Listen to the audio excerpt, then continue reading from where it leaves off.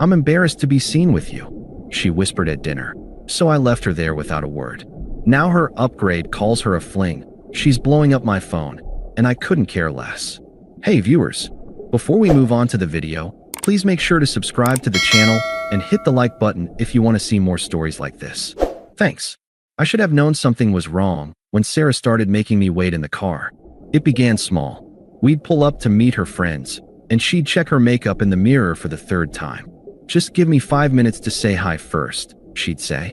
You know how girls are when they haven't seen each other. 5 minutes became 10. 10 became 20. Eventually, I'd just stay in the car scrolling my phone while she spent the entire evening inside. "They're just catching up," she'd explain on the drive home. "You wouldn't have had fun anyway." Girl talk, you know. After 2 years together, I'd never actually met most of her friends. The restaurant incident was when I finally understood why. We were at Romano's, this trendy Italian place she'd been wanting to try.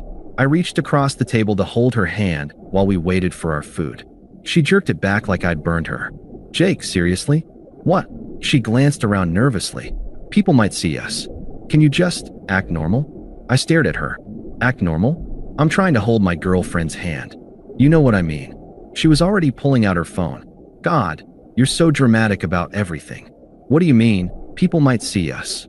Sarah sighed like I was being deliberately dense. "Look, I'm embarrassed to be seen with you in public, okay? You don't exactly fit my aesthetic."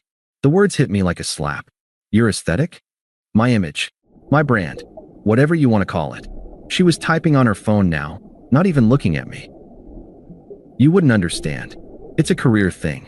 I watched her angle the phone for a selfie, making sure to crop out any evidence I existed.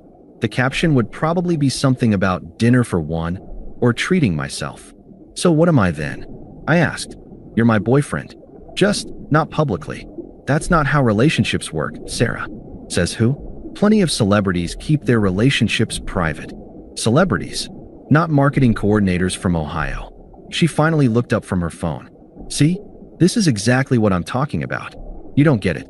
Image matters in my industry." The waiter brought our food. Sarah immediately took a photo of her plate, making sure to angle it so my meal wasn't visible. Everything had to look like she was dining alone. I barely touched my food. The whole drive home, she acted like nothing had happened, chatting about some Instagram influencer drama while I sat there processing what she'd actually said to me. That night, I started paying attention to the pattern I'd been ignoring for months. Sarah posted constantly: outfit selfies, coffee shots, gym photos, night out pictures. Hundreds of posts documenting every aspect of her life. I appeared in exactly 0 of them. Not even my hand in the background or my reflection in a window. Her relationship status on everything: single. Her dating profiles, which I discovered were still active, looking for something serious. When friends asked about her love life, she'd sigh dramatically. "Still searching for the right guy? It's so hard to find someone on my level." I'd be standing right there. The breaking point came 3 weeks later at her company party. She needed a +1, so naturally she brought me, with conditions. "Just tell people you're my friend from college if anyone asks," she said in the Uber. "Actually, don't talk to anyone unless they talk to you first. I need to focus on networking." The party was at some rooftop bar downtown. Sarah immediately abandoned me to work the room, leaving me standing by the appetizer table like a lost puppy. I watched her laugh and flirt her way through the crowd, playing the charming single woman looking for love. Around 10 p.m., she was deep in conversation with Marcus, some guy from her marketing team. Tall, designer stubble, the kind of guy who definitely fit her aesthetic. I could see her touching his arm, leaning in close, doing all the things she never did with me in public. I walked over, not to interrupt, just to exist in the same space as my supposed girlfriend. "Oh, Marcus, this is Jake," Sarah said when she couldn't ignore me anymore. "We went to college together." Marcus barely glanced at me before turning back to Sarah. "So you're really single? That's crazy. Someone like you." Sarah literally giggled. "I know, right? I'm just so picky. I can't seem to find a guy on my level, you know?" I was standing 3 feet away. "What about your friend here?" Marcus nodded in my direction, clearly just being polite. Sarah looked at me like she'd forgotten I existed. "Jake? Oh no, he's like, not my type at all. Total friend zone material." She laughed. Marcus laughed. A couple other people nearby laughed. I walked away, got my coat, called an Uber, and left without saying goodbye. Sarah didn't even notice I was gone until the next morning. Sarah, where did you go last night? Me, home. Sarah, you can't just leave without telling me. I was looking everywhere for you. Me, were you though? Sarah, what's that supposed to mean? I didn't respond. That afternoon, she posted an Instagram story from Coffee with Marcus, some artsy shot of two hands reaching for the same sugar packet. Very subtle. The next few days, I did something I'd never done before. I started documenting everything. Screenshots of her posts, her dating profiles, her singles status across all platforms. Not for revenge, just to make sure I wasn't going crazy. 2 weeks later, Mike showed me something that confirmed what I already knew. Dude, I hate to show you this, but... He turned his phone toward me. Sarah's Bumble profile. Active 2 hours ago. Photos I'd taken of her at places we'd gone together. Cropped so I wasn't visible. Her bio. Marketing professional looking for someone who matches my energy. No time for games or settling. The bio we'd laughed about together when she claimed she deleted all her dating apps. She told Jessica you were just her roommate's friend who gives her rides, Mike said quietly. I thought you should know. That night, I confronted her. She was on the couch doing a face mask, probably getting ready to post about her self-care Sunday. We need to talk. Can it wait? I'm trying to relax. I showed her the screenshot of her Bumble profile. Oh my God, Jake, it's not active. I just like the attention sometimes. You're being so insecure right now. Insecure? You told everyone at your work party that I was friend-zone material. That was just... I was networking. You wouldn't understand. I'm your boyfriend, Sarah. Or am I? Because apparently you've been telling people you're single for 2 years. She peeled off her face mask, annoyed. Look, you're not exactly boyfriend material for someone like me, okay? I have a reputation to maintain. My career, my image, it all matters. And I hurt your image? Honestly, yeah, you're a nice guy, Jake, but you're not. You don't fit the life I'm building. I need someone who enhances my brand, not someone I have to hide. The brutal honesty was almost refreshing. So what am I then? Your emotional support animal. You're being dramatic. We have something good here. Why do you need a label for everything? Because I'm tired of being your secret. And I'm tired of explaining why image matters. Some people get it, some people don't. She went back to her phone, probably checking if Marcus had viewed her story. I stared at this person I'd spent 2 years loving, who was treating me like an embarrassing relative she was stuck with at family gatherings. The person who took my emotional support, my financial help with rent, my rides everywhere, my unwavering loyalty, and gave me back shame. You're right, I said finally. We do have different definitions of what this is. She looked up, confused by my calm tone. I thought we were building something together. You're just using me as a placeholder until someone Instagram-worthy comes along. That's not. She started to deny it, then stopped. Look, Jake, you're a good guy. You'll make someone very happy someday. Someone more compatible. Someone more compatible. Like Marcus, apparently. I didn't fight. I didn't beg. I didn't ask her to choose me or explain why I wasn't good enough. I just nodded. You're probably right. The next day while she was at work, I packed my stuff. Not just my clothes, the coffee maker I'd bought, the bookshelf I'd assembled, the plants I'd been watering. All of it. I left her key on the counter with a note. You're right. We were never really together anyway. Then I blocked her number, blocked her on every platform, and disappeared from her life as completely as she'd made me disappear from her public image. The panic started immediately. She called from different numbers, showed up at my apartment, had friends reach out asking if I was okay. Suddenly, everyone knew we'd been dating. Funny how that worked. He's being so dramatic, I heard through the grapevine. I never said we were broken up. He just vanished. But I wasn't being dramatic. I was finally being honest about what we'd actually been, nothing she'd acknowledge publicly.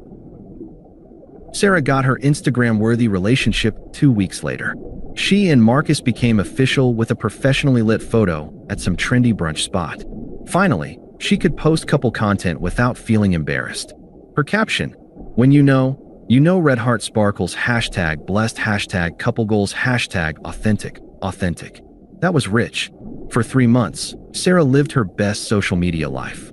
Professional photos, couples trips, the whole influencer lifestyle she'd always wanted. Marcus definitely fit her aesthetic, 6'2", personal trainer physique, drives a BMW. I know all this because mutual friends kept updating me, not because I was stalking her posts. I genuinely moved on, which is why I wasn't prepared for the text avalanche that started at 11 p.m. on a Tuesday in November. Unknown number. Jake, it's Sarah. Please don't block this number. I need to talk to you. Unknown number. I know you probably hate me, but something happened, and I made a huge mistake. Unknown number. Can you please just call me back?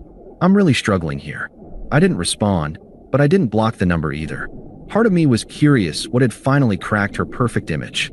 The answer came the next morning in the form of an Instagram comment that made me spit out my coffee.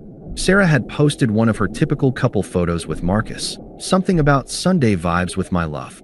But the top comment, with over 200 likes, was from someone named Lisa. Thanks for helping me realize my boyfriend was cheating, red heart. He told me you knew about me the whole time. Glad you were okay being the other woman. Hope it was worth it. The post had been up for 6 hours. Sarah hadn't deleted the comment, probably because deleting it would look worse than leaving it. My phone buzzed. Sarah, please call me. This is all a misunderstanding. That girl is crazy. I scrolled through Lisa's profile. Definitely not crazy. Professional photos with Marcus going back 8 months. Tagged at his apartment, meeting his family. The whole girlfriend experience Sarah thought she'd had exclusively. According to the comments section, which had turned into a popcorn-worthy drama fest, Marcus had been telling Sarah that Lisa was his crazy ex who wouldn't leave him alone, while telling Lisa that Sarah was just a work friend who had a crush on him. Sarah had been the side piece the entire time. The irony was almost too perfect. She'd left me because I wasn't good enough for her image, only to discover she wasn't good enough for Marcus's. Sarah, I had no idea about her. You have to believe me. Sarah, he told me they broke up months ago. Sarah, I would never knowingly be the other woman. But screenshots had surfaced in the comments. Sarah bragging to friends about stealing Marcus from some basic bitch who couldn't handle losing. Screenshots she thought were private. Her reputation, the thing she'd sacrificed our relationship to protect, was destroyed overnight. Everyone in her social circle now knew her as the desperate side chick who thought she was the main character. The call started that weekend. Jake, please pick up. I know I hurt you, but I was just scared of commitment. I was protecting what we had. I let it go to voicemail. This whole thing with Marcus, it made me realize what I lost. You were the only guy who actually cared about me, not just how I looked on your arm. Delete. I'm so sorry. I know I messed up, but everyone makes mistakes. Can't we just talk? Delete. When the calls didn't work, she showed up at my apartment on a Sunday morning. You can't just pretend I don't exist, she said when I opened the door. We had 2 years together. Did we? I kept my voice neutral, because I distinctly remember you telling Marcus I was friend-zone material. I was trying to make him jealous. It was stupid, but I didn't mean it. You mean you didn't mean to get caught? That's not fair. Neither was making me wait in the car while you told people you were single. She tried a different approach. Look, I know I wasn't perfect, but you weren't exactly fighting for us either. You just gave up. I gave up? Sarah, you spent 2 years acting like being with me was a favor you were doing for charity. What exactly was I supposed to fight for? For us. For what we had. What we had was you being embarrassed by me in public while using me for emotional support in private. That's not a relationship I'm interested in fighting for. I could see her getting desperate, cycling through different tactics. I've changed, Jake. This whole thing taught me what really matters. Image isn't everything. Good for you. I hope that helps with your next relationship. There won't be a next relationship. I want to fix this. Fix us. There is no us. There never really was, remember? You made that pretty clear. She started crying then, but they felt like performance tears. The kind she used to cry when she wanted something. Please don't do this. You're the best thing that ever happened to me. Funny how you only realized that after Marcus dumped you. That stung. She tried to deny it, but we both knew the timeline. I'm not the same person who let you treat me like your dirty little secret, I said finally. Find someone who is. The friend interventions started after that. Jessica called, then Mike, then people I barely knew. She's really struggling, Jake. Maybe you could just talk to her. She struggled to admit I existed when we were together. Not sure why that would change now. Come on, man. People make mistakes. Some mistakes you don't get to take back. The truth was, I wasn't angry anymore. I wasn't hurt. I just didn't care. Sarah had shown me exactly how she felt about me, and I'd finally believed her. 6 months later, I found out just how far I'd actually moved on. Mike's wedding. I'd RSVP'd months earlier, back when I thought I might be going solo. But by the time the date rolled around, I had Emma, who posted photos of us together without being asked. Emma, who introduced me to her friends as her boyfriend on our second date. Emma, who was genuinely excited to be seen with me in public. We were at cocktail hour when Sarah approached. I almost didn't recognize her at first. The Instagram perfect styling was gone, replaced by something more subdued. "Jake, you look good. Really good. Thank you." I turned to Emma, who was getting us drinks. "Sarah, this is my girlfriend Emma." Emma came over with our drinks, smiling warmly. "Oh, you're Sarah? Jake mentioned you two used to hang out." Used to hang out. That's how I described our 2-year relationship. Not out of malice. That's just genuinely how I remembered it now. A series of hangouts where she occasionally let me pay for things. "Actually, we dated for 2 years, Sarah corrected, trying to reclaim some significance. "We were pretty serious. We had different definitions of dating, apparently," I said matter-of-factly. Emma squeezed my arm, not threatened, just affectionate. She had nothing to worry about, and she knew it. "Jake, can we talk privately?" Sarah asked. "I think there's been a misunderstanding." "I don't think so. Emma and I were just heading to our table. And that was it." I treated Sarah exactly like what she'd made me feel like for 2 years. A casual acquaintance not worth more than basic politeness. At dinner, I noticed Sarah sitting at the singles table in the back while Emma and I were at the head table with the wedding party. During the speeches, Mike mentioned how happy I seemed with my amazing girlfriend Emma, and how great it was to see me with someone who really gets him. I caught Sarah's eye across the room during that speech. She was watching Emma laugh at something I whispered, watching her post a story about how proud she was to be my date, watching the relationship she could have had if she hadn't been embarrassed by the best thing that ever happened to her. The difference was stark. Emma didn't need to hide me to maintain her image. I enhanced her life instead of threatening it. After the reception, as Emma and I were leaving, Sarah tried one more time. "Jake, wait." I turned back, Emma's hand in mine, both of us slightly buzzed and happy. "I just wanted to say, I'm glad you're happy. Thanks. Do you think?" She paused, looking between Emma and me. "Do you think we could maybe be friends? Someday." I considered it for about 2 seconds. "I don't think so, Sarah. Take care of yourself." Emma and I walked away, already talking about grabbing late-night food and whether to Uber or walk back to the hotel. I never looked back. 3 months later, Emma and I moved in together. She didn't make me wait in the car when she met friends. She didn't crop me out of photos. She didn't treat our relationship like a shameful secret that might damage her personal brand. She treated me like someone she was proud to love. Sometimes I wonder if Sarah learned anything from the whole Marcus situation. If she ever connected the dots between how she made me feel and how he made her feel. If she understood that when you treat someone like they're not good enough for you, eventually they might start believing you're not good enough for them. But honestly, I don't wonder about it for long. I'm too busy being with someone who never makes me question whether I'm worth being seen with. Sarah wanted someone who fit her aesthetic. Emma wanted someone who fit her life. The difference, it turns out, is everything. Thanks for watching. Make sure to subscribe to the channel and hit the like button. What do you think about this story? Share it in the comments.